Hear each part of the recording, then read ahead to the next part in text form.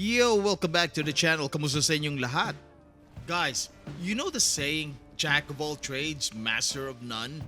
Well, that's Cantarella in a nutshell right now based on her kit from the beta. She's the latest addition to the Havoc roster in Wuthering Waves, bringing some, let's call them, interesting mechanics to the table.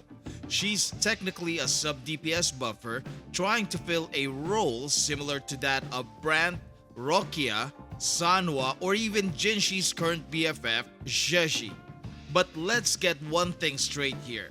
She's not a main DPS, she's not a main healer, and she's not an insane support. So, what is she? A hybrid that's spread way too thin like a fish trying to climb a tree? In her current state of development, she's simply a little too fishy, for lack of a better term. But anyways, let's try to talk about her. Disclaimer, note that this deep dive is based upon pre-released information and the current early version of her kit, so things may still change in a week or so. First off, let's talk about her combat abilities.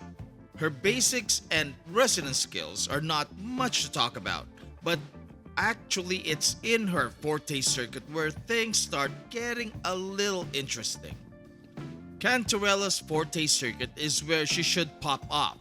When she enters her enhanced state, she replaces her basic attacks with their enhanced versions. Every time she lands a hit, she consumes one stack of X and gains one stack of Y. Accumulate 3 stacks of Y and boom, her skill gets an extra upgrade, finally dealing some reasonable damage. Now, here's the thing. This whole process is convoluted, in my opinion. You need to build up and juggle her skill stacks and time your enhanced skills perfectly. If that sounds like a lot of effort for not a lot of damage, that's because it is.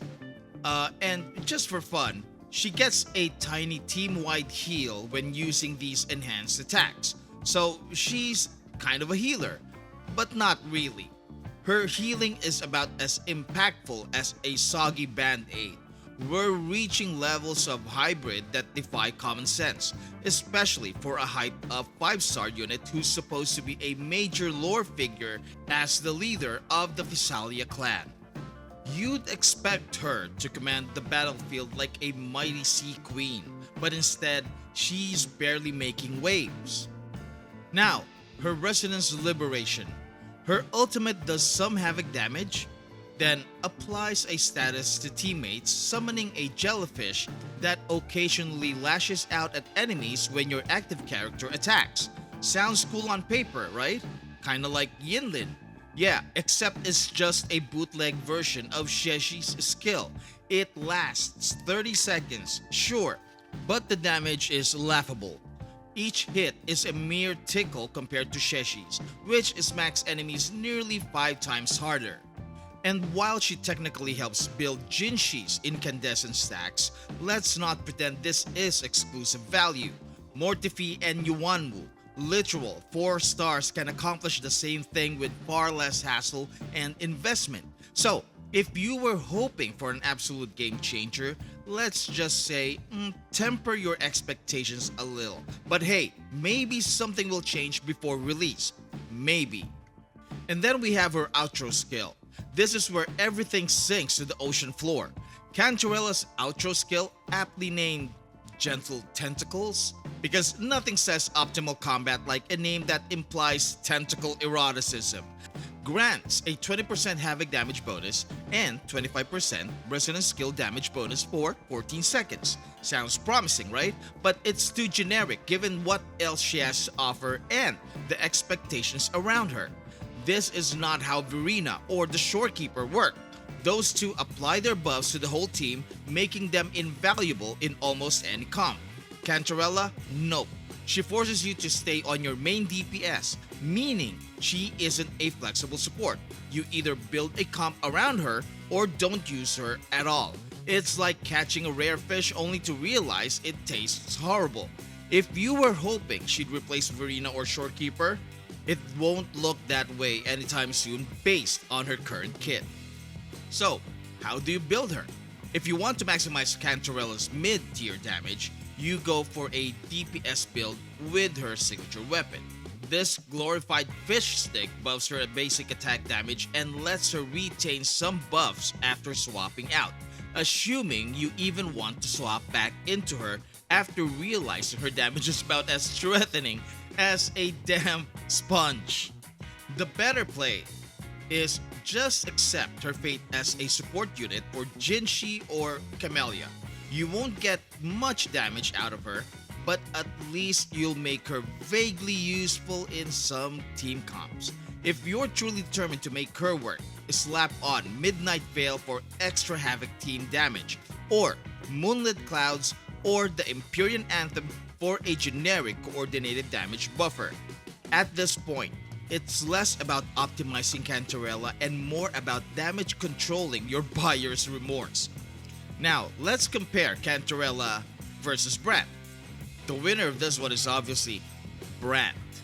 Brant is not just a sub DPS or a sustained DPS, he's a friggin' DPS who actually does a lot of damage, sustains the active units with his shield and healing, while providing decent buffs for fusion resonators.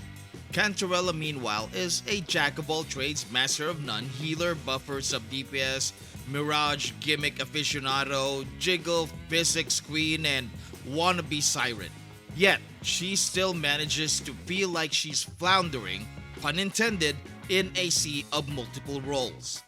She's basically the deep sea angler fish of Wuthering Waves, luring you in with a glowing bait of jellyfish aesthetics only to leave you sinking in regret once you take the bite. Maybe. So, how do you fix this mermaid wannabe? Because right now she feels less like a siren luring enemies to their doom and more like a confused clownfish.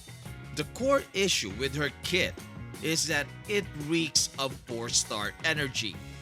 What is this?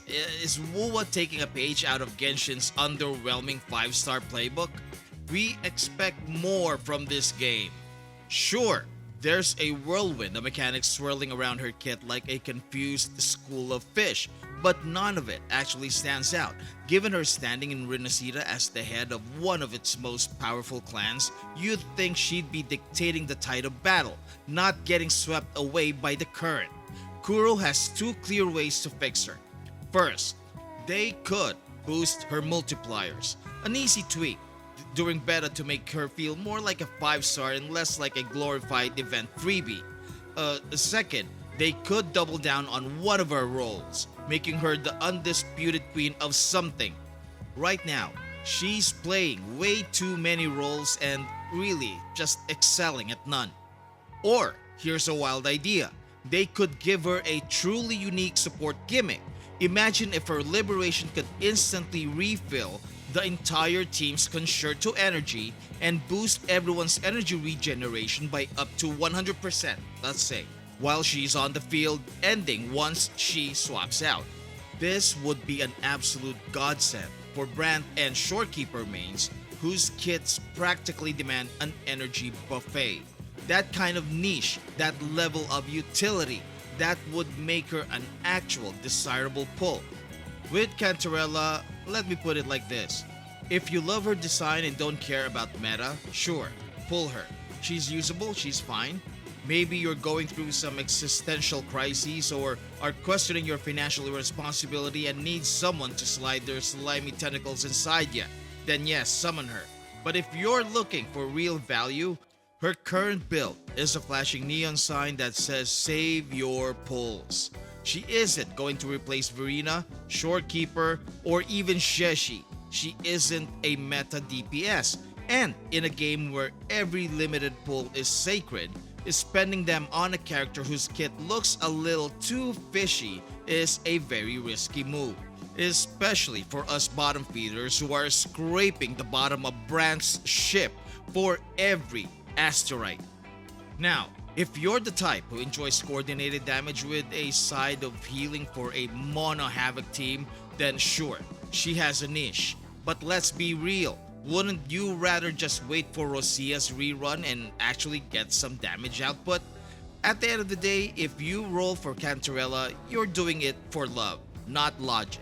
And hey, maybe that's enough. Or maybe you just have a thing for jellyfish girls. No judgment here. But then again, her kid could change. We'll see. Maybe.